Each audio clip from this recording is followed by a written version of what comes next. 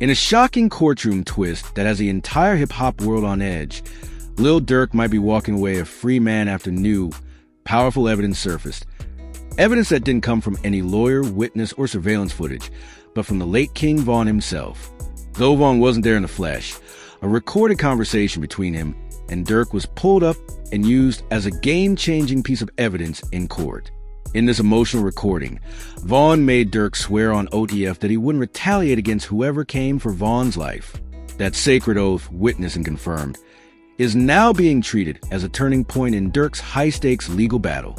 This is a story of how King Von saved his brother from beyond the grave.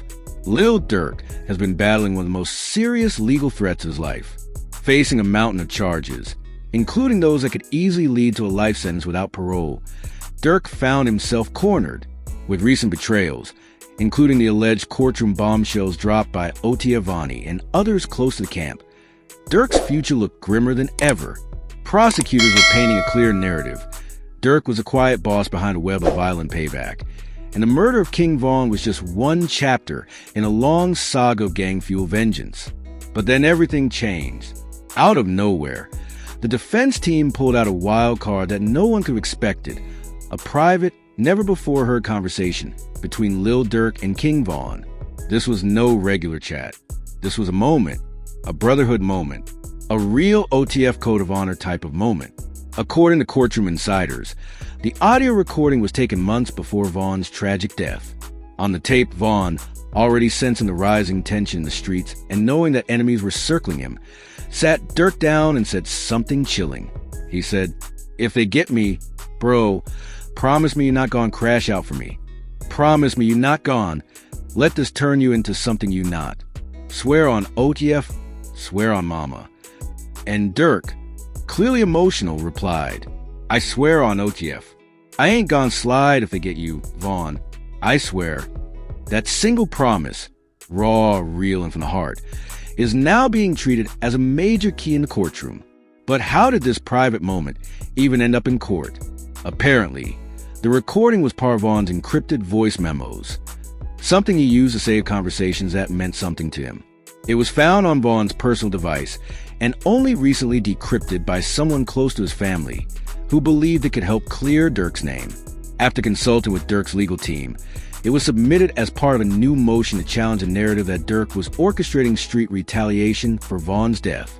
For months, the prosecution had been building a narrative that made Durk look like the silent architect of chaos. They presented text messages, suspicious wire transfers, and eyewitness statements, some shaky, some terrifyingly believable. And when Otiavani reportedly turned state witness and started naming names, it was almost a nail in the coffin. But this recording, it changes everything. Durk's lawyer, known for his brutal cross-examinations and surgical approach to strategy, pounced on the opportunity. In court, he played the tape for the jury. The reaction? Silence. You could hear a pin drop in that courtroom. Even the judge reportedly leaned forward as Von's voice echoed through the room, like a ghost from the past. The attorney then turned to the jury and said, "You just heard the voice of Davon Bennett, known to the world as King Von. You just heard a man who knew he was being hunted, telling his brother not to seek revenge. And you heard my client, Lil Durk, promising he wouldn't. This is not the behavior of a criminal mastermind. This is the heart of a man trying to escape a cycle of violence." That single moment shifted the courtroom's energy. The prosecutors tried to object, tried to claim that the recording was irrelevant or misleading, but the judge allowed it to stand. And from that point on, the entire narrative began to collapse. Street politics and loyalty codes rarely get discussed in the courtroom, but this wasn't just street talk. This was evidence of intent. It showed that Durk was not seeking retaliation. It showed that he was actually trying to honor his friend's dying wish. And in a case where motive was everything, that little crack in the narrative was enough to blow the whole case wide open. Outside the courthouse, fans, bloggers, and media outlets began swarming the scene. Twitter exploded with hashtags like #FreeDurk and #VonSaveDurk. Even mainstream outlets that had previously distanced themselves from Durk's case began reporting the twist. Complex, XXL, TMZ, everyone was talking about it.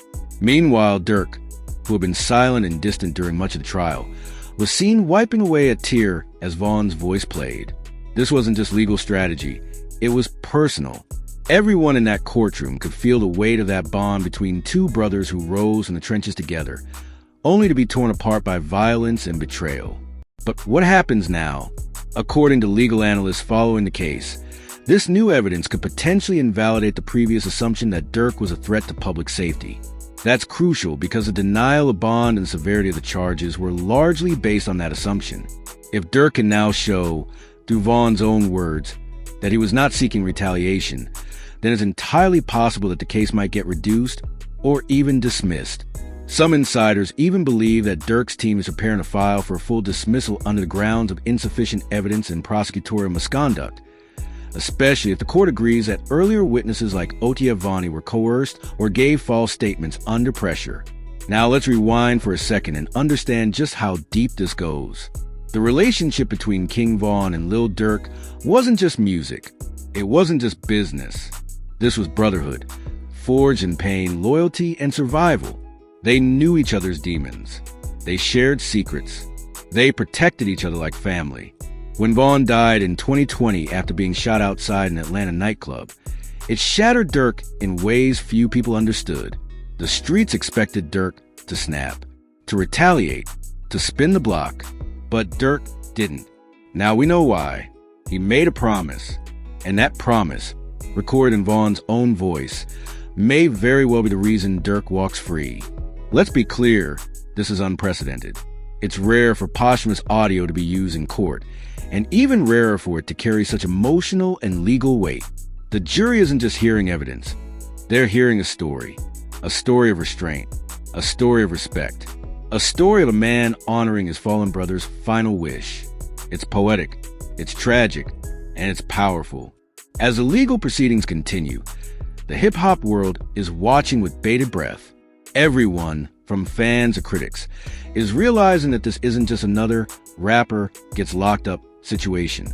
This is a deep, layered narrative that cuts to the core of what it means to be loyal in a world that's constantly trying to rip you apart.